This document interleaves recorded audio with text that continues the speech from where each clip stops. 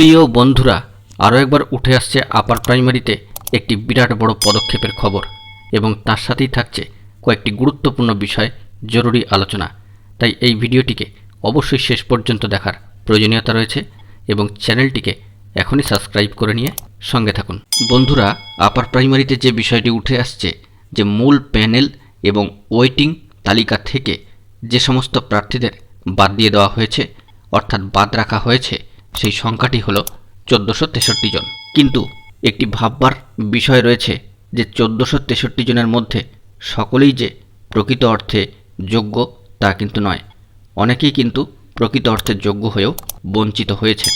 সেই সমস্ত প্রার্থীরা যদি কমিশনে গিয়ে কোনো ধরনের ফলাফল না পান তবে অবশ্যই মহামান্য কলকাতা হাইকোর্টের দ্বারস্থ হলে সেখান থেকে অর্থাৎ কোর্টের তরফ থেকে যা নির্দেশ হবে সেটাকেই কিন্তু মানতে হবে ওই সমস্ত প্রার্থীদের। এবং এটাও ঠিক যে স্কুল সার্ভিস কমিশন মহামান্য কলকাতা হাইকোর্টের একটি নির্দেশ ছাড়াও কিন্তু এক পা এগোবে না।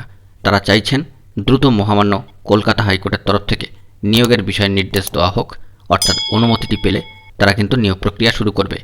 তাই পরবর্তী ধাপগুলিতে মহামান্য কলকাতা হাইকোর্টের নির্দেশের উপরেই নির্ভর করে কমিশন যে কাজ করবে এটা কিন্তু সামগ্রিকভাবে বলা যেতেই পারে। এতৎসত্ত্বেও একটি গুরুত্বপূর্ণ বিরাট পদক্ষেপের খবর উঠে আসছে, সেই খবরে আমরা প্রবেশ করি। সেই বিষয়টি হচ্ছে ইতিমধ্যেই বন্ধুরা আমরা হলফনামা বিষয়ে জানতে পেরে গিয়েছি। হলফনামা জমা পড়ে গিয়েছে, সেখান থেকে খুঁটিনাটি তথ্য সব কিছুই কিন্তু উঠে এসেছে।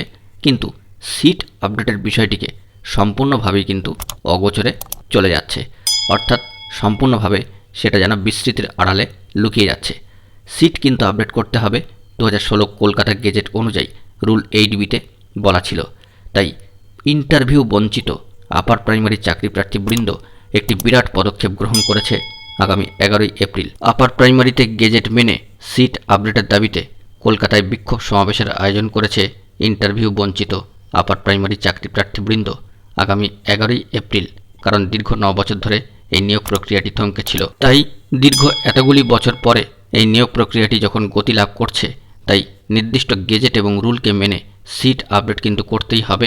এই দাবিতে ইন্টারভিউ বঞ্চিত আপার প্রাইমারি চাকরি প্রার্থীবৃন্দ উক্ত ডেটে কলকাতায় বিক্ষোভ সমাবেশের আয়োজন করেছেন। কার্যত বন্ধুরা, সিট আপডেটের বিষয়ে আলোচনা করতে গিয়ে একটি প্রসঙ্গ এর সাথে অবশ্যই চলে আসে। কারণ সিট আপডেট যে কতটা ভাইটাল, কতটা গুরুত্বপূর্ণ হতে পারে তা এই প্রসঙ্গটিকে না আনলেই নয়। সেই প্রসঙ্গটি হচ্ছে নন ট্রেন্ড বন্ধুদের প্রসঙ্গ। নন ট্রেন্ড যে সমস্ত বন্ধুরা রয়েছেন আপার প্রাইমারির ক্ষেত্রে, তাদের জন্য সিট আপডেট হওয়া কিন্তু খুবই দরকার। এবং এর সাথে আরেকটি বিষয় বলা দরকার যে সমস্ত সাবজেক্টে যথাযোগ্য প্রার্থী পাওয়া যাবে না ট্রেনিং সম্পন্ন, সেক্ষেত্রে নন ট্রেন্ড বন্ধুদের একটা সুযোগ কিন্তু থাকবেই। এবং এর সাথে সাথেই বলা যেতে পারে যে 2016 পরবর্তী এই সমস্ত ট্রেনিং করা প্রার্থীদের ট্রেনিং আপডেটের বিষয়টাও কিন্তু চলে আসছে। এক্ষেত্রে কতটা পরিমাণে সিট আপডেট হবে এবং কতটাই বা সিট আপডেটের প্রসঙ্গ উঠতে পারে তার সবটাই কিন্তু নির্ভর করছে যে সমস্ত কেসগুলি বর্তমানে চলছে তার উপরে। পাশাপাশি পথের আন্দোলনও কিন্তু দরকার। তাই আপার প্রাইমারির ক্ষেত্রে ইন্টারভিউ বঞ্চিত আপার প্রাইমারি চাকরি প্রার্থীবৃন্দ এই সিট আপডেটের দাবি নিয়ে যে আন্দোলন করতে চলেছেন পুনর্বার, তাতে যোগদান করা একান্তই আবশ্যক বলে মনে করা হচ্ছে। কারণ বন্ধুরা, আন্দোলন থেকেই নতুন পথের কিন্তু সূচনা হয় বা নতুন পথের কিন্তু ঠিকানা খুঁজে পাওয়া যায়। তাই সিট আপডেটের দাবিতে আন্দোলনে অবশ্যই কিন্তু আসা উচিত। প্রকৃত অর্থে যারা যোগ্য হয়েও বঞ্চিত হয়ে গিয়েছেন তাদের কিন্তু এই আন্দোলনকে সমর্থন করে এগিয়ে আসা একান্ত প্রয়োজন।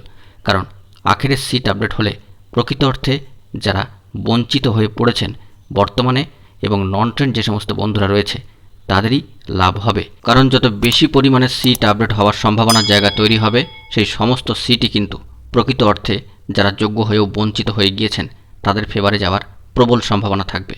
তাই রাজপথের আন্দোলন অত্যন্ত প্রয়োজন কোর্টের লড়াইয়ের পাশাপাশি। এটা কিন্তু মাথার মধ্যে ঢুকিয়ে নিতেই হবে। সবশেষে বন্ধুরা, একটি কথা না বললেই নয় যে এই নিয়োগ প্রক্রিয়া ঘিরে বা এই নিয়োগ প্রক্রিয়াকে কেন্দ্র করে বর্তমানে স্কুল সার্ভিস কমিশন যে ধরনের পজিটিভ এবং সদর্থক উদ্যোগ দেখাচ্ছেন, তাতে করে তাদের তরফ থেকে কোনো পজিটিভ বার্তা উঠে আসতে পারে এই সিট আপডেটকে কেন্দ্র করে। এটুকু আমরা আশা রাখছি। ভবিষ্যৎ কি বলবে সেটা ভবিষ্যতের উপরেই ছেড়ে দেওয়া উচিত। তাই একদিকে কোর্টের লড়াই এবং রাজপথের আন্দোলন এ দুটিকে চালিয়ে নিয়ে যাওয়ার পাশাপাশি একটু সদর্থক থাকতে হবে। সময় লাগলেও আশা করা যাচ্ছে কোনো পজিটিভ নিউজ আপডেট কিন্তু উঠে আসতে পারে। বন্ধুরা এখন এটুকুই, সকলে ভালো থাকবেন এবং অবশ্যই এখনই চ্যানেলটিকে সাবস্ক্রাইব করে সঙ্গে থাকবেন। ধন্যবাদ।